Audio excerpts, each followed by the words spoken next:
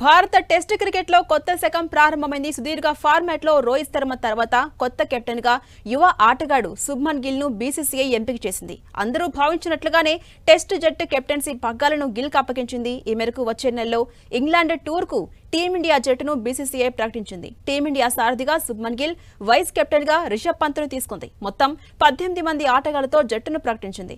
June 20 నుంచి ఇంగ్లాండ్తో 5 టెస్టుల series జరగబోతుంది.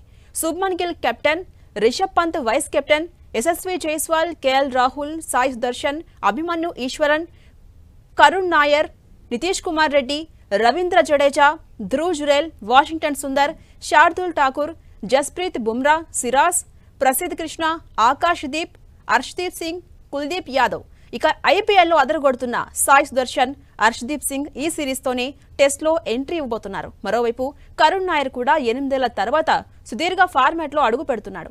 టెస్ట్ ఫార్మాట్కు కోహ్లీ రిటైర్మెంట్ ఇవ్వడంతో నవంబర్ 3లో ఎవరు వస్తారనేది ఇంట్రెస్టింగ్ గా మారింది. ఆ స్థానంలో సాయిని లేదా కరుణ్ నాయర్ను తీసుకునే అవకాశాలు స్పష్టంగా కనిపిస్తున్నాయి. అయితే గాయంతో బాధపడుతున్న షమీతో పాటు శ్రేయస్ అయ్యర్, సర్ఫరాజ్ ఖాన్ ఈ జట్లో చోటు దక్కలేదు.